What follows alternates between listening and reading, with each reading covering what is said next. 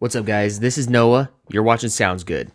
We are going to be doing something really simple and something really fundamental today. I wanted to share with you guys 3 fundamental tips for making basses. I think a lot of producers go on YouTube trying to make a specific bass and they hear all the steps, they do all the steps, but they don't really know how they got there. So this is more of the key to understanding how to make cool basses in a synth like Vital like we're doing today. You could also apply these same principles to pretty much any synthesizer you're working in if it has similar tools like Vital does. As always, if you guys enjoy this video, if you learned something from it, share it with somebody. Click like on the video and subscribe to the channel. Okay, so the first thing we're going to be talking about is the wavetables. And there's always some middle ground here since we're using 3D wavetables and really complex wavetables. But you have your analog sounds, your really stable wavetables, and then your complex wavetables. And I'll show you what I mean, what those look like. So if we're looking at this is a really basic wavetable. It's just a saw, right? You guys have heard this sound. This is the default sound for most synthesizers. It's really basic. Let's check out some of these that come with Vital.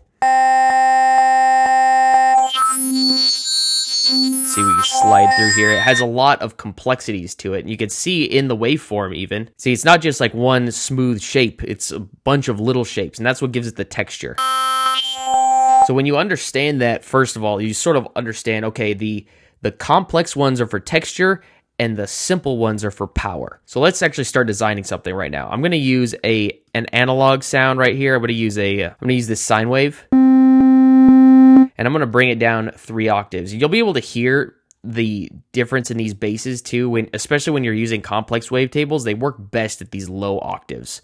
-3 usually works best.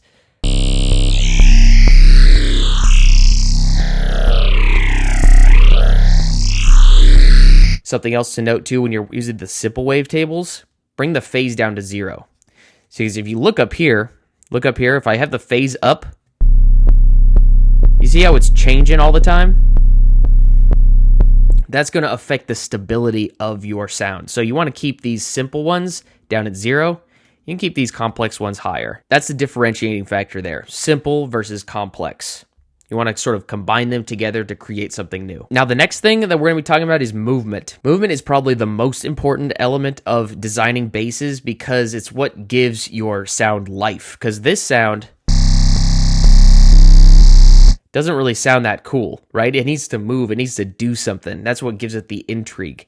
So we could have some movement here by dragging this LFO onto this shape here.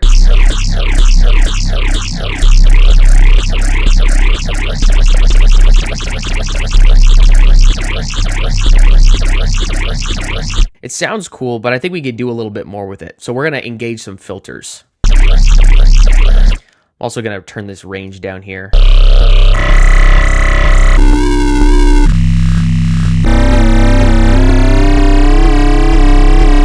Send these both to the same filter. This is important too. We want these guys both to be going to the same filter. And now we have our filter down here. We're just going to be talking about the analog filter today, but there's like a bunch of different filters you could choose from. All of these contribute to the movement of your sound. So we have our low pass, band pass, and high pass. So your high pass is going to be best for your growls.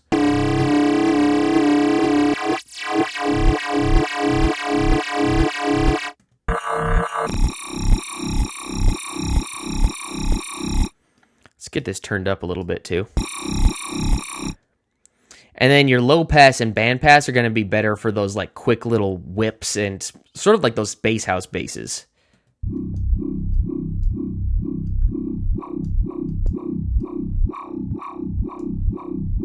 So at this point, you could sort of dictate how you want this filter to move too. We could even break this LFO shape down and have 2 different movements.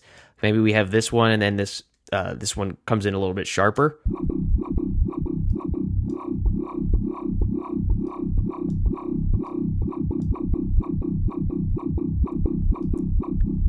And adjusting these settings a little bit by little bit, sort of dialing in your sound is how you could sort of build the foundation and the basis of this. And you can hear right now, it's not really that big and exciting, but we need to lay this framework before we add anything else and start piling on effects afterwards. Because this right here, this is the fundamental. This is the basis part of it. If you can understand this and really get this part down, adding effects after the fact is so much easier and it makes it a lot more fun. We've got texture with wavetables, power with simple analog wavetables, and then movement with filters. Now we got to just add effects. Usually for bass effects, I'm using multi-band compressor like this, and then some distortion. And then to add on to that movement, we can add this LFO to a bunch of different things too. If we wanted to add some more drive to this distortion, we could even go a step further too and set up another filter on the back here, adding like some phasers.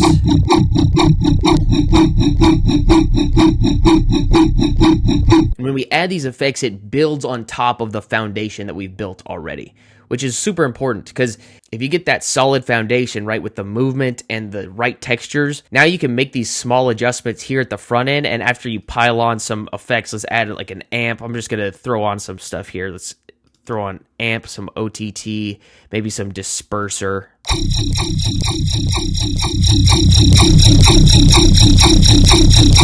Now we could go back and start tweaking some of these other things here, like maybe we tweak the shape of this LFO here like this, and maybe we swap out the wavetable.